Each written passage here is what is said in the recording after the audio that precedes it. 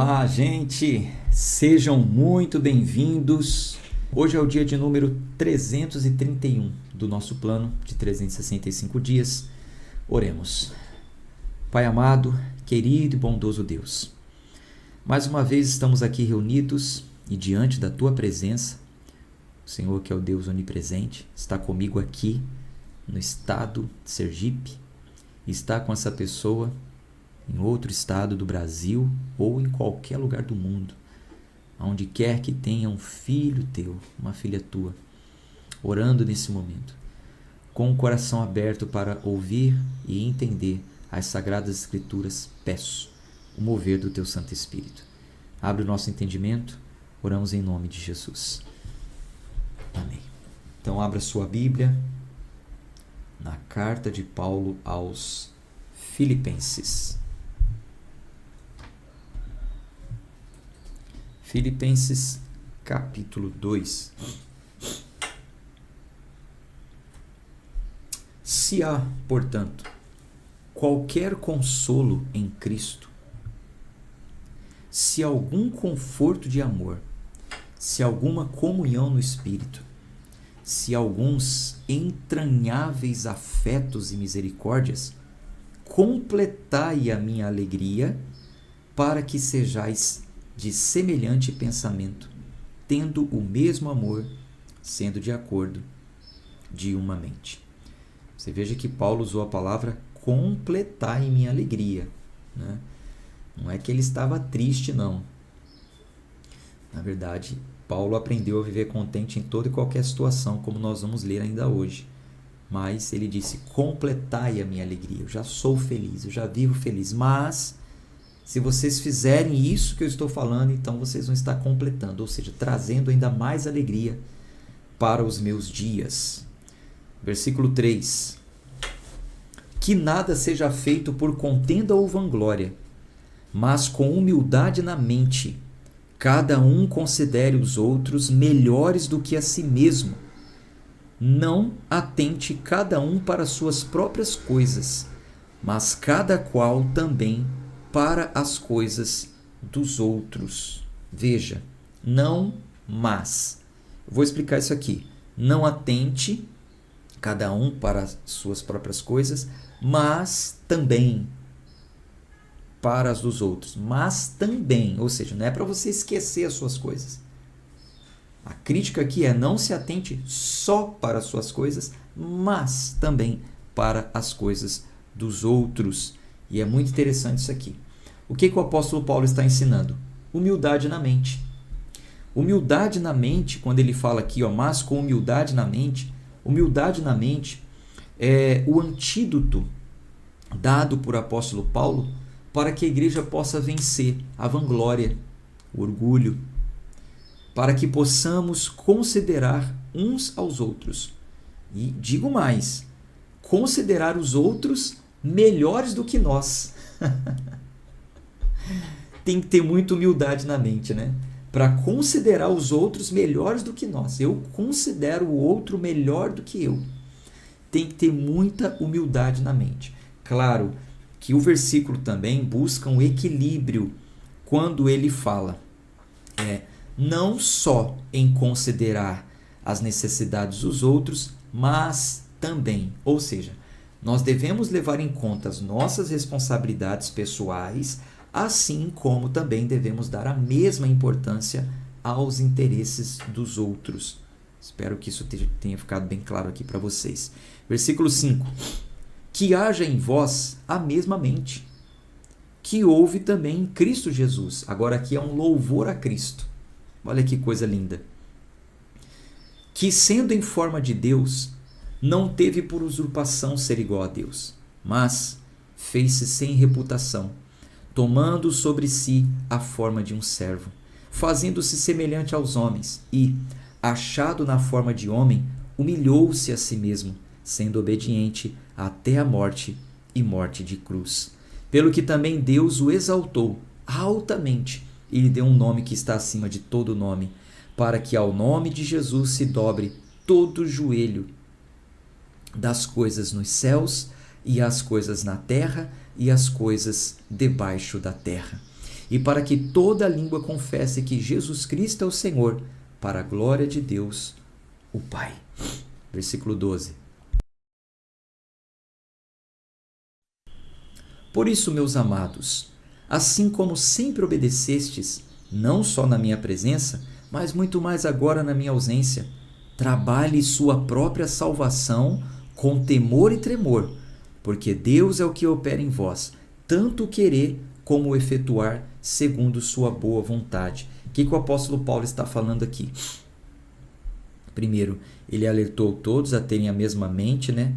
O mesmo modo de pensar, ou seja, serem, versículo 5 aqui, ó, que haja entre vós a mesma mente que houve também em Cristo Jesus. Mesmo modo de pensar, sejamos imitação de Jesus. E aqui, ele fala o seguinte: não estou aí mais com vocês, mas continue obedecendo, continue temendo a Deus, continue tendo tremor pelas coisas de Deus, trabalhem a salvação de vocês. Esse trabalhar a salvação não é no sentido de ganhar a salvação por causa do trabalho. Nós aprendemos, e o versículo seguinte diz, né, o contexto imediato diz, que é Deus que opera o querer e o realizar. É Deus quem realiza, mas nós temos que trabalhar a nossa salvação, ou seja, colocar em prática tudo aquilo que nós temos aprendido. Versículo 14. Fazei todas as coisas sem murmuração nem contendas, para que sejais inocentes e inofensivos, filhos de Deus, sem repreensão, no meio de uma nação corrupta e perversa, entre a qual resplandeceis como luz no mundo, retendo a palavra da vida, para que possa gloriar-me no dia de Cristo, de não ter corrido em vão, nem trabalhado em vão. E ainda que seja oferecido sobre o sacrifício e serviço da vossa fé, me alegro e regozijo por todos vós. Ele está aqui até fazendo uma menção, né, uma lembrança aos ritos sacrificiais que tinham antigamente, né? Vocês se lembram, por exemplo, que sobre um sacrifício derramava libação, um líquido, o vinho, o azeite, enfim. Paulo está falando, ainda que eu seja oferecido sobre o sacrifício, ainda que a minha vida esteja sendo colocada sobre o sacrifício, como um oferecimento, ainda que eu tenha que morrer por causa disso, por causa do serviço da vossa fé, eu me alegro e me regozijo com todos, porque esta mesma causa vos também, por esta mesma causa também, por esta mesma causa vós também alegrai-vos e regozijai-vos comigo. Mas confio no Senhor Jesus que em breve vos mandarei Timóteo, para que também eu esteja de bom ânimo, sabendo do vosso estado. Paulo estava preso, lembrando, mandando uma carta. Acreditamos que quem enviou a carta foi Epafrodito, pelo contexto, mas ele está dizendo que também ia mandar Timóteo para eles. Ia se alegrar com isso. Por quê? Ele vai dar aqui as boas referências de Timóteo. Confio no Senhor, versículo 19, que em breve mandarei Timóteo para que também eu esteja de bom ânimo, sabendo do vosso estado. Então, Timóteo iria até os cristãos, os Filipos, e traria as notícias para o apóstolo Paulo. Versículo 21. Porque todos buscam o que é seu, e não as coisas que são de Cristo Jesus. Mas também conheceis o caráter dele, e que, como filho ao Pai, tem servido comigo no Evangelho. Então ele fala, todos estão buscando aí cada um seu próprio interesse, mas vocês conhecem Timóteo. Timóteo é de um caráter ilibado. Vocês sabem que ele está me tratando como um filho trata um pai. Ele tem servido comigo no Evangelho, de modo que espero enviá-lo a vós logo, assim que eu descobrir o que irá acontecer comigo. Paulo estava preso, assim que descobrisse qual seria a sua sentença, ele já queria enviar Timóteo. Mas confio no Senhor que também eu mesmo irei ter convosco em breve. Infelizmente, não foi assim, né? Mas era o que ele esperava. Contudo, foi feita a vontade de Deus. Paulo vai ser decapitado. Versículo 25. Contudo, julguei ser necessário mandar-vos Epafrodito, meu irmão e companheiro de trabalho, companheiro de lutas e vosso mensageiro, para prover as minhas necessidades. O Epafrodito que vocês mandaram como mensageiro de vocês, ele trouxe a mensagem de vocês para mim, está aqui também para me ajudar, para cuidar de mim, e trouxe também dinheiro, provisões para mim. Estou mandando ele de volta, porquanto ansiava por todos vós e estava muito angustiado, porque tinhas ouvido que ele estivera doente. Então Paulo ficou preocupado porque Epafrodito ficou doente, e a notícia da doença de Epafrodito chegou até Filipenses. Então Paulo está mandando ele de volta para dar boas notícias e acalmar também o pessoal de lá. E de fato, esteve doente e quase à morte, mas Deus teve misericórdia dele, e não somente dele, mas também de mim, para que eu não tivesse tristeza sobre tristeza. Sensibilidade do apóstolo Paulo, né? Meu companheiro de trabalho quase morreu. Se ele morre, seria tristeza em cima de tristeza. Portanto, enviei-o a vós, mas cuidado, para que, vendo outra vez, vos regozijeis, e para que eu tenha menos tristeza. Recebei-o, pois, no Senhor, com toda alegria, e tratai-o com grande estima, porque pela obra de Cristo chegou até bem próximo da morte, não fazendo caso da sua vida, para suprir a falta do vosso serviço para comigo. Por que o apóstolo Paulo está falando isso? Porque ao mandar Epafrodito de volta, alguns acreditariam que Epafrodito não cumpriu a missão, que Epafrodito não teve bom êxito na missão. Então Paulo está falando, estou mandando ele de volta, mas cuidado, receba ele com alegria. Eu estou falando para ele voltar. Estou dando testemunho de que ele foi fiel. Ele quase morreu e nem se importou com a própria vida. Receba ele com alegria. Capítulo 3. No mais, meus irmãos, regozijai no Senhor. Escrever-vos as mesmas coisas não me é penoso, mas para vós é segurança. Repetir as mesmas coisas não é penoso, pelo contrário, é segurança para vocês. Guardai-vos dos cães, guardai-vos dos maus obreiros, cuidado com a mutilação. Então, eu vou repetir aqui algumas coisas que eu sempre falo, e não é penoso para mim, na verdade é segurança para vocês, o apóstolo Paulo quis dizer. E aí ele repetiu o que ele já tinha falado: guardai-vos dos cães, guardai-vos dos maus obreiros e cuidado com a mutilação. O que Paulo quis dizer com isso? Bom, eu, Anderson, repetir as mesmas coisas para vocês, para mim não é pesado, pelo contrário, é segurança para vocês. Venho falando o ano inteiro sobre isso. O meu olhar apologético para a Bíblia, ele me fez muitas vezes abrir parênteses. Não era o objetivo desse ano. Esse ano nós estamos lendo, aplicando a hermenêutica, entendendo os textos. Quem sabe a gente faz um ano aí mais para frente só realmente no sentido de aplicar a apologética, só para descobrir coisas que defendem a fé. Mas assim, eu abri vários parênteses e falei muito com vocês sobre isso. E repetir para mim não é pesaroso. Vamos falar mais uma vez um pouquinho sobre isso? Mas antes, coloque aí nos comentários quem são os cães. Já falamos sobre isso esse ano. Vou dar uma dica. Nós lemos lá no livro de Isaías. Quem são os cães? Essa comparação, essa metáfora aos cães se refere a quem?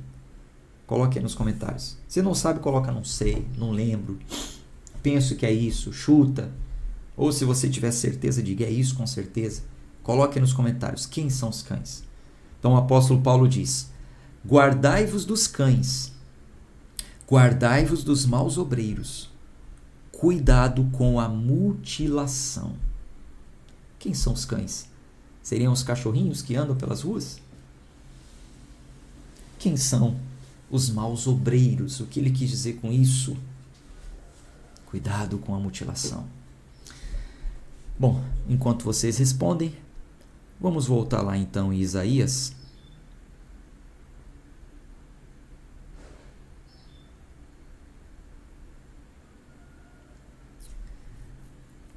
Isaías capítulo 56, versículo 11. Olha o que o profeta Isaías já tinha falado. Sim, eles são cachorros vorazes. Em uma tradução mais atualizada diz assim: eles são cães gulosos, como cães em cima de uma carniça. Eles são cachorros vorazes, cães gulosos, os quais nunca se fartam, e eles são pastores que não podem compreender. Eles todos olham para o seu próprio interesse, cada um para o seu ganho de sua região. Esses cães gulosos, esses cachorros vorazes, esses cães que o apóstolo Paulo também fala aqui na carta aos Filipenses, no capítulo 3, aqui são os falsos mestres.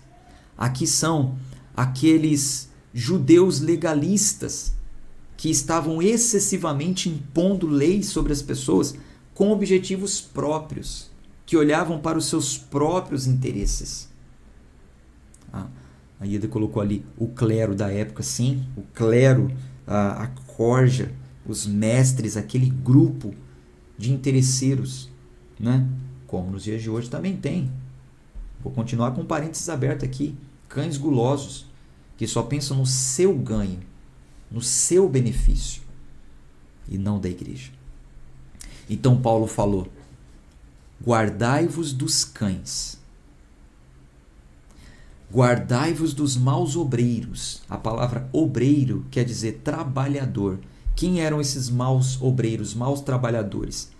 Enquanto o apóstolo Paulo disse: trabalhem a salvação de vocês, que não é pelas obras e vocês já sabem, mas vocês precisam trabalhar nisso, no caminho da santificação até a glorificação.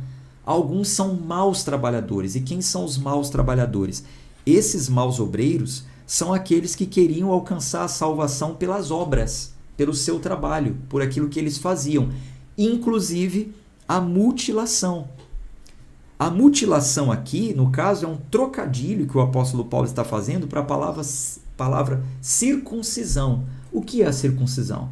A circuncisão não é um corte no órgão masculino, como já expliquei para vocês? Então Paulo está falando, esse corte aí que eles estão fazendo não é mais circuncisão não, isso aí é uma mutilação. Está mutilando o próprio corpo, não faz sentido, não precisa mais. Então se guardem dessa mutilação. Porque a circuncisão verdadeira, a circuncisão espiritual, versículo 3, somos nós. E o que é uma circuncisão verdadeira? Que adoramos a Deus em espírito e nos regozijamos em Cristo Jesus e não temos confiança na carne. Não confiamos na carne, não estamos seguros nas obras da carne, nas nossas obras de justificação, não confiamos em nós mesmos, não somos capazes, mas nos alegramos em Cristo Jesus. Vivemos contentes em Cristo Jesus e adoramos a Deus. Essa é a verdadeira circuncisão. Nós temos muitos crentes hoje incircuncisos espiritualmente. Dizem ser crentes, mas não adoram a Deus. Dizem ser crentes, mas não têm satisfação em Cristo. Não têm contentamento em Cristo. Não são circuncisos, espiritualmente falando. Versículo 4. Embora eu também possa ter confiança na carne, se algum outro homem pensa que pode confiar na carne, ainda mais eu. Então agora Paulo, ele vai trazer a sua experiência. Lembra que eu falei na visão panorâmica? Paulo vai falar, se esses aí estão dizendo que se garantem nas obras da carne, nas obras de justificação, no cumprimento das leis, eu posso me gloriar ainda mais. Então Paulo vai trazer a sua experiência do fariseísmo, de onde ele veio, do que ele fez. Ele conhece muito bem. Tudo que eles estão ensinando vocês a fazerem, Paulo vai dizer aqui, eu fiz muito mais. Só que eu reprovo isso. Eu entendi no final que isso não leva a lugar nenhum. Vamos ler o texto. Embora eu também possa ter confiança na carne, se algum outro homem pensa que pode confiar na carne, ainda mais eu. Olha só, Circuncisão? Eu fui circuncidado ao 8º dia. Tem que ser da descendência de Abraão? Eu sou da linhagem de Israel, da tribo de Benjamim. Hebreu de hebreus. No tocante à lei, um fariseu. Segundo o zelo da lei, eu era perseguidor da igreja. Porque os fariseus perseguiam a igreja, dizendo que a igreja estava errada e tinha que obedecer à lei. Então, eu era um perseguidor da igreja. No tocante à justiça que está na lei, irrepreensível. Paulo está dizendo, tudo que a lei falava sobre justiça, eu era irrepreensível. Ninguém poderia falar nada. Ninguém poderia dizer que eu não cumpria a lei. Mas as coisas que para mim eram consideradas como ganho, reputei-as como perda por Cristo. E, na verdade, tenho também por perda todas as coisas pela excelência do conhecimento de Cristo Jesus, meu Senhor, pelo qual sofri a perda de todas essas coisas e as considero como esterco, para que possa ganhar a Cristo. É por isso que muitas pessoas não entendem.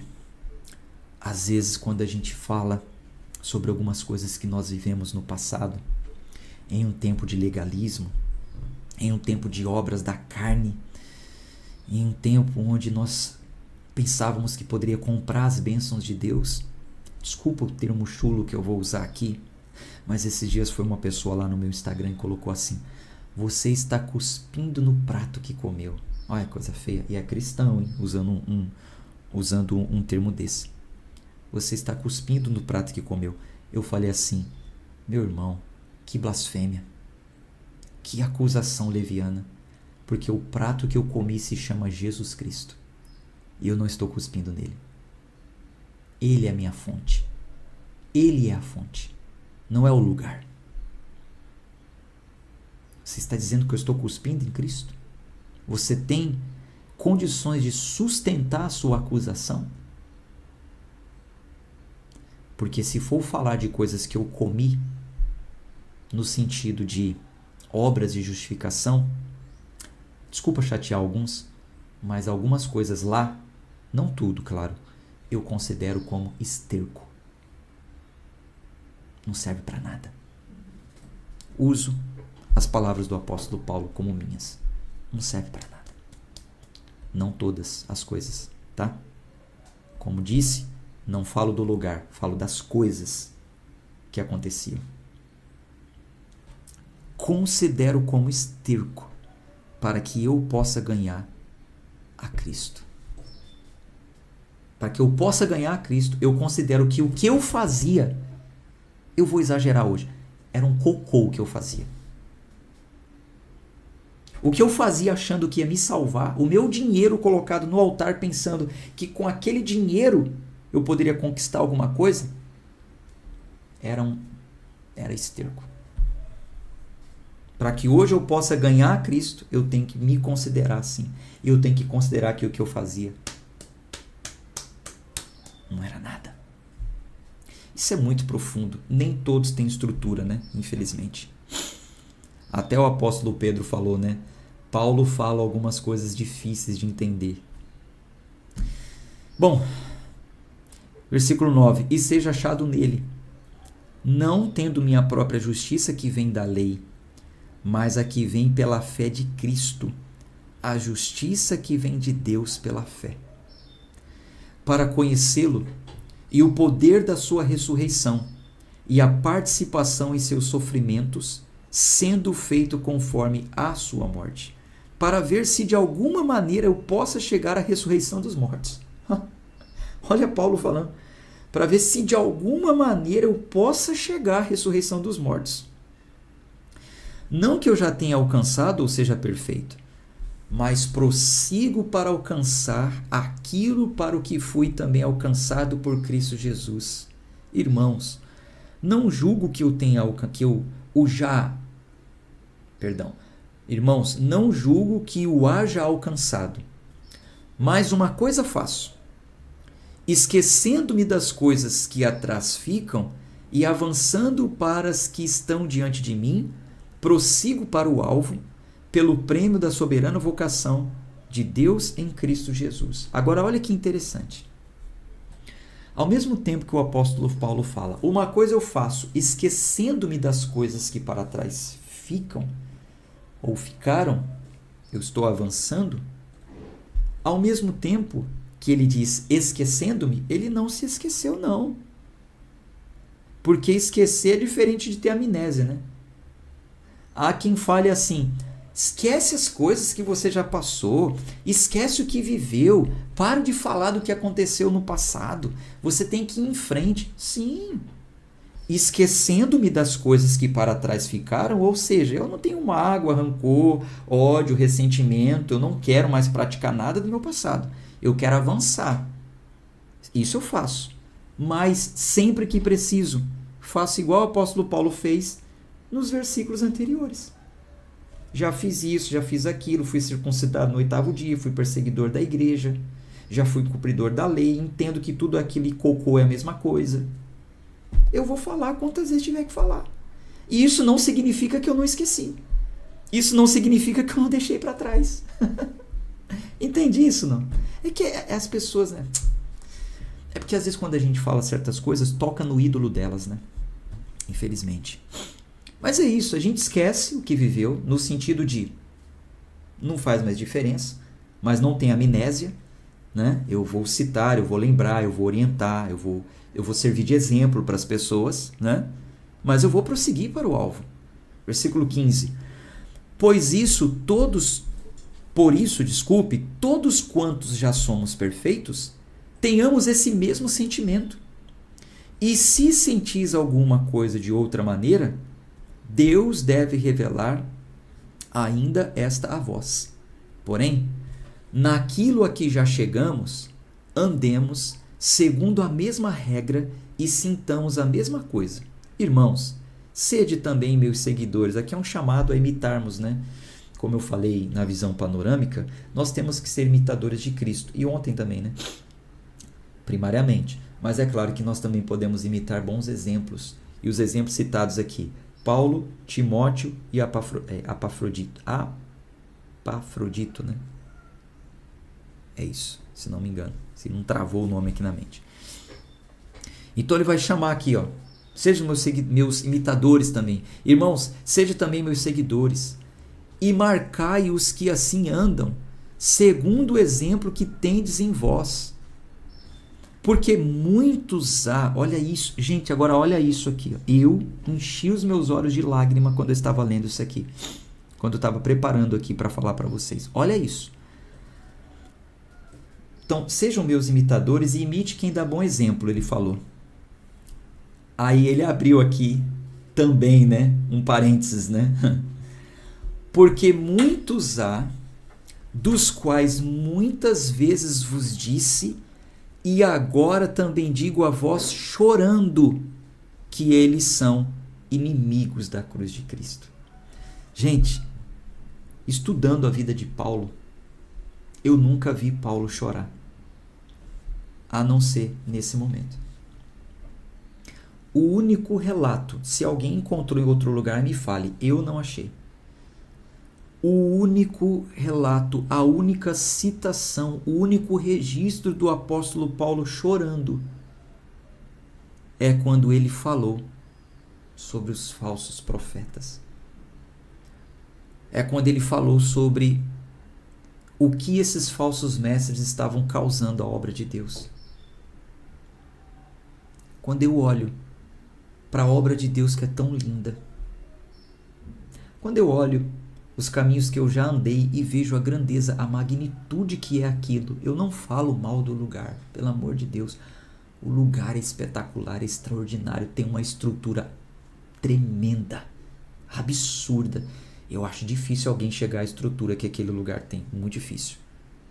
Só que eu falo, meu Deus, se toda essa estrutura fosse usada para o bem realmente, eu choro. Eu choro. Quando eu me lembro da condição que tínhamos, da oportunidade de falar a milhares de pessoas, e hoje a gente fala a dezenas ou até unidades às vezes, Quando outrora eu já falei para milhares de pessoas em templos onde cabia 5.000 pessoas, cheio, falando para milhares de pessoas. Mas infelizmente, não 100% corretamente. Então Paulo disse: eu escrevo isso chorando, porque eles são inimigos da cruz de Cristo. E o fim deles é a destruição, cujo Deus com D minúsculo é o seu ventre, e cuja glória é a sua vergonha, e que só pensam nas coisas terrenas. Mas a nossa cidadania está nos céus, de onde também esperamos o Salvador, o Senhor Jesus Cristo, que transformará o nosso corpo vil para ser conforme seu corpo glorioso, de acordo com o trabalho pelo qual ele é capaz de submeter todas as coisas para si mesmo. Vamos em frente, capítulo 4. Depois eu vejo aí os comentários, tá? Só terminar aqui. Capítulo 4, gente, é espetacular. Não poderia fechar diferente essa carta, é maravilhoso. Portanto, meus amados e muito queridos irmãos, minha alegria e coroa, estai assim firmes no Senhor, meus amados. Rogo a Evódia e rogo a Sintique que sejam da mesma mente no Senhor.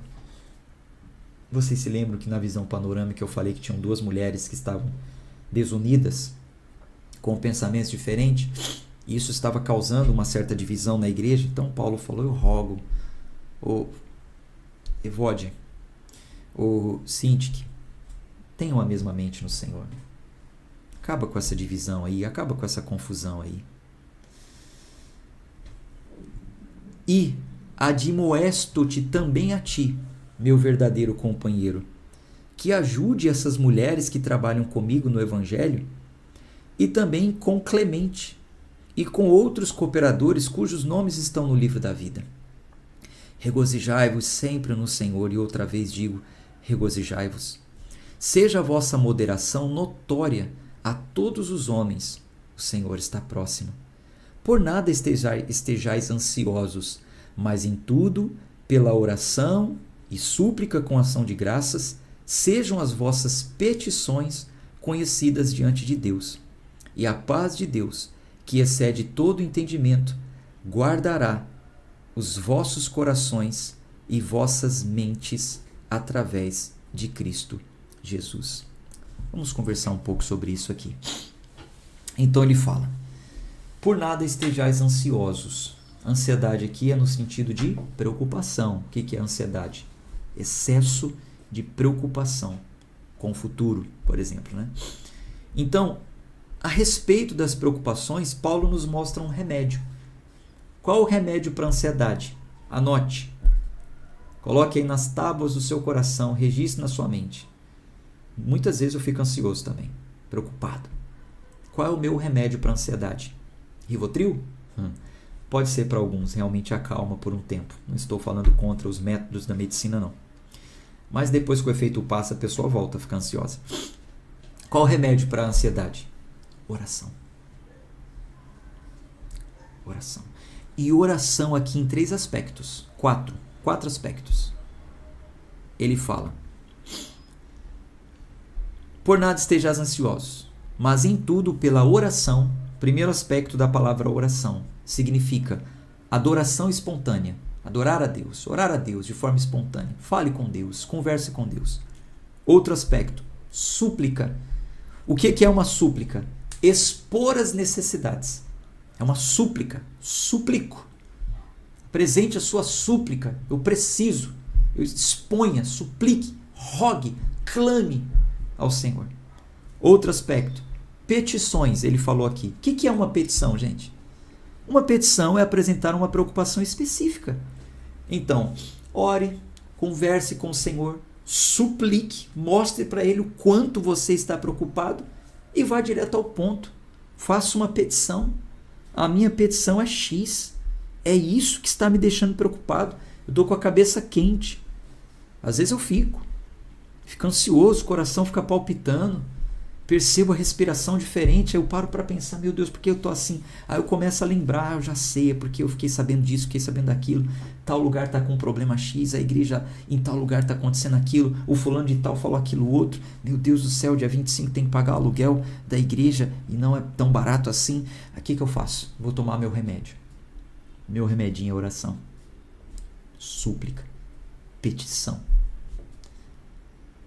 E tem mais um tempero aí que a gente coloca nisso, que se chama gratidão. Onde ele fala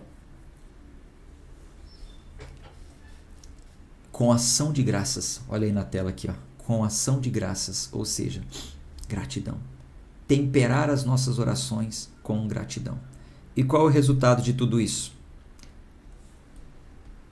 E a paz de Deus, que excede todo entendimento, guardará os vossos corações e as vossas mentes através de Cristo Jesus.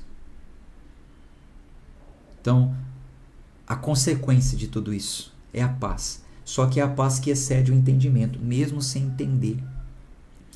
Mesmo olhando para situações problemáticas, aquelas que muitas vezes não têm solução, ou aquelas que têm solução, mas a solução não é satisfatória. Qual é a solução para isso? A solução é a cirurgia. Quem fica em paz sabendo que vai fazer uma cirurgia? Só quem realmente confia em Deus. Excede o entendimento. É uma paz que excede o entendimento. E a consequência de tudo isso, além de tudo isso, vai guardar o nosso coração e a nossa mente. O que significa isso? Então vai livrar a nossa mente, e a mente é responsável por nossas atitudes, a gente pensa, logo agimos. Então vai guardar a nossa mente e o nosso coração. O coração é responsável pelo quê? Pelas escolhas. Nosso coração nos leva a fazer escolhas. Então, quando oramos, quando suplicamos, quando apresentamos as nossas petições, temperamos com gratidão, as nossas escolhas e as nossas decisões são guardadas em Cristo. E somos livres das preocupações. Confiamos nele. Aí eu respiro, levanto, olho para o céu, agradeço a Deus, vou trazendo à minha memória as coisas que me trazem esperança, me lembro quantas vezes ele já me honrou, já me livrou, já me abençoou, quantas vezes ele fez com que a situação fosse resolvida, e volto o meu coração ao meu sossego. E vou em frente. Que lição maravilhosa, né? Versículo 8. Quanto ao mais, irmãos, tudo que é verdadeiro. Quanto ao mais? O que mais? O que mais a gente tem que fazer? Tudo que é verdadeiro, tudo que é honesto, tudo que é justo, tudo que é puro, tudo que é amável, tudo que é de boa fama. Se há alguma virtude, e se há algum louvor, nisso pensar. Então você enche os seus pensamentos de tudo que é verdadeiro, tudo que é honesto, tudo que é justo, tudo que é puro, tudo que é amável, tudo que é de boa fama, as virtudes, louvores, pense nisso. Estas coisas que aprendestes e recebestes e ouvistes e vistes em mim, isso fazei, e o Deus da paz será convosco. Me imite, e o Deus da paz será convosco.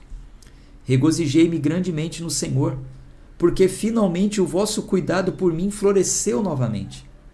Porque já éreis cuidadosos, mas vos faltava oportunidade. Então vocês estão tendo mais uma oportunidade de mostrarem o seu cuidado, a obediência e o respeito que vocês têm para comigo.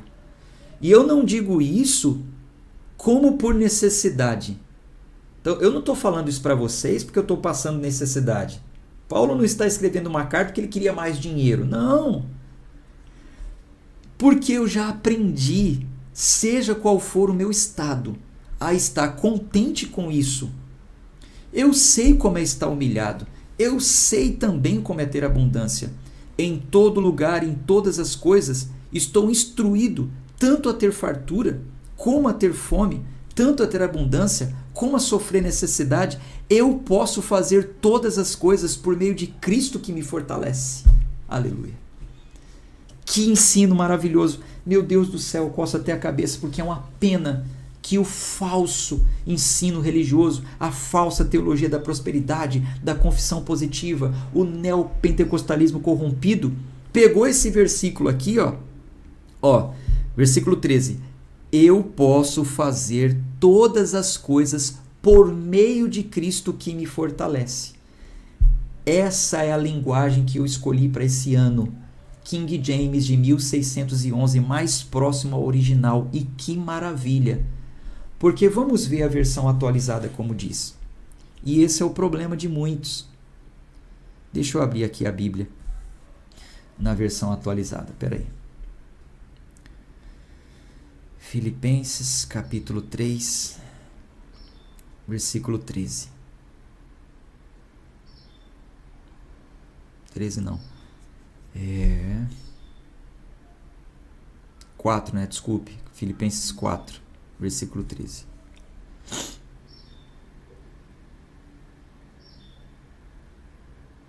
Olha só. Olha aí para o versículo 13. Tudo posso naquele que me fortalece. Está resumido na versão atualizada como: tudo posso naquele que me fortalece. Então, o falso ensino religioso pega esse versículo, coloca no envelope e fala: está escrito, tudo posso naquele que me fortalece.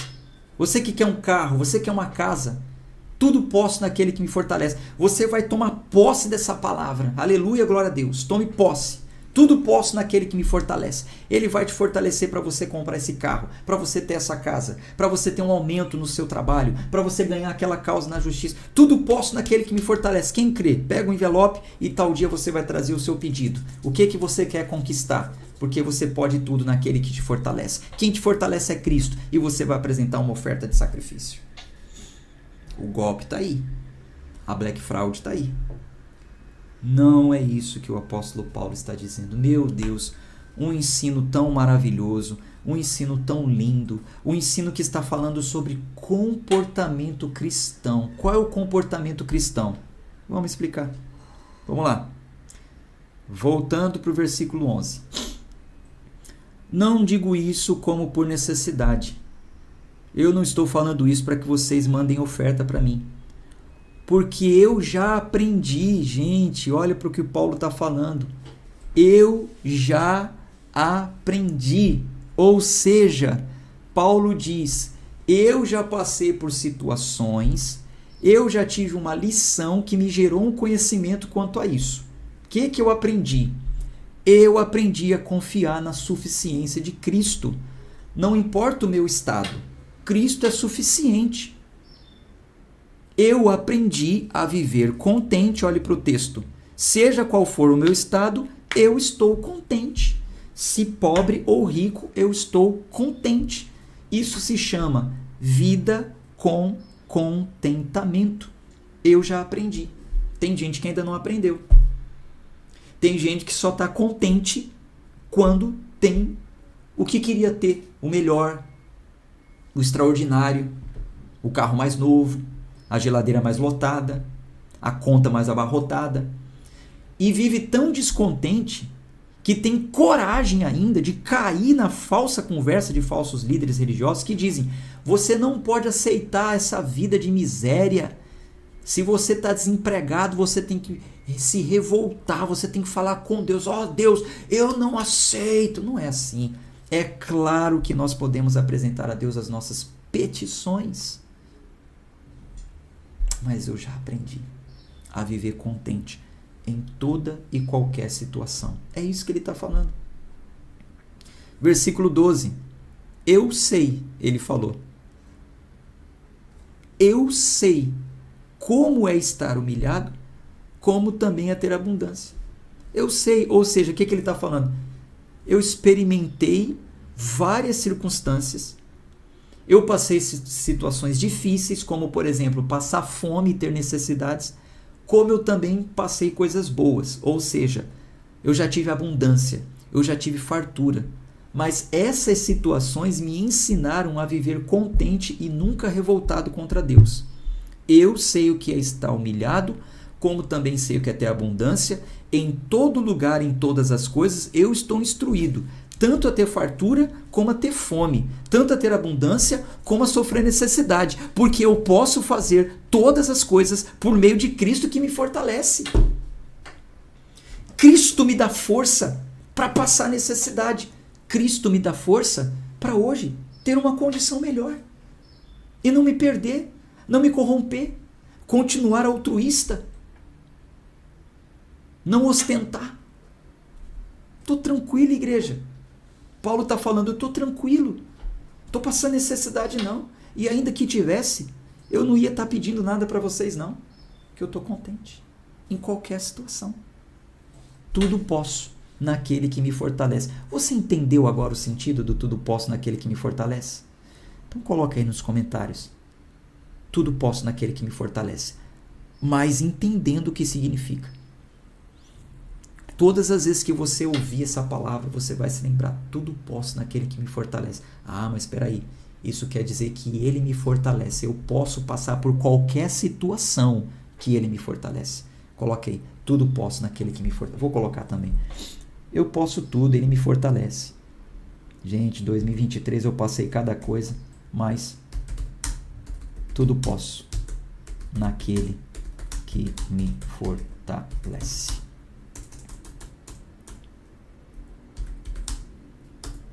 Tudo posso naquele que me fortalece.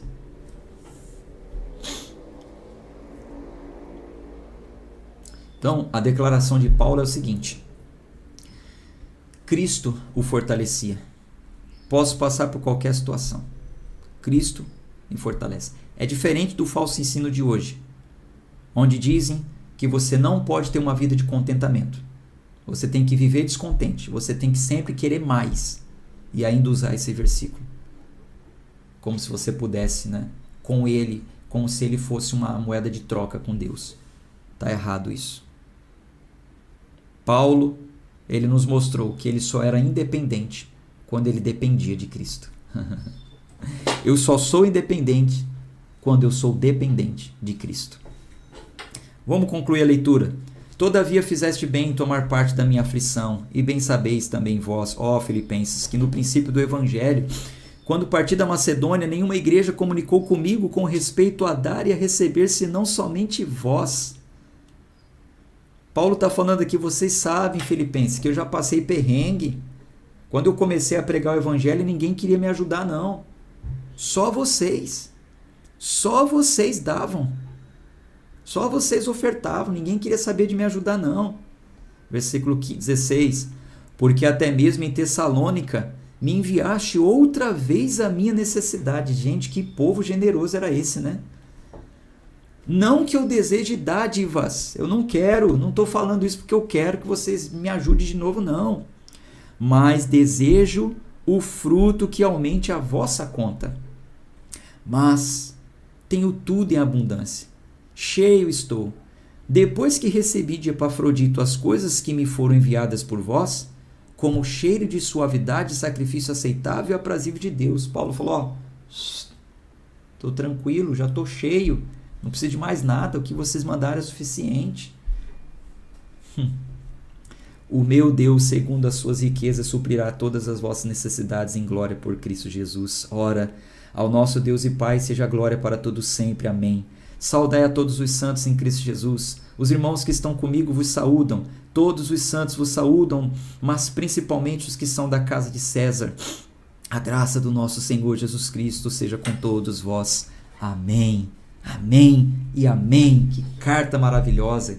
Que ensino extraordinário. Glória a Deus. Agradeça, coloque nos comentários.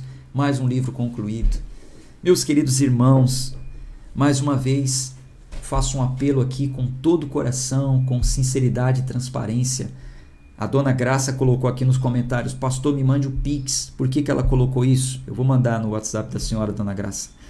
Porque eu estou pedindo a vocês ajuda para o nosso clube. O ano inteiro eu não pedi nada para vocês, o clube é gratuito. Mas eu quero anunciar o próximo ano. Eu quero patrocinar, eu quero pagar para o YouTube, o Instagram e o Facebook, anunciar para as pessoas o nosso plano. Vamos semear, vamos trazer mais pessoas para esse clube. E você pode me ajudar. Assim como os filipenses ajudaram o apóstolo Paulo na pregação do Evangelho. Ajude. de forma voluntária, tá? Não é por barganha, por troca, não. Se o seu coração lhe move a fazer isso, ajude. Entre em contato comigo, se comunique, mande lá um WhatsApp e você precisa destinar, você precisa falar, esse valor é para o clube de leitura, tá bom? Nós temos outros compromissos, mas aquilo que for destinado para o clube de leitura será revertido em anúncios patrocinados, tá bom?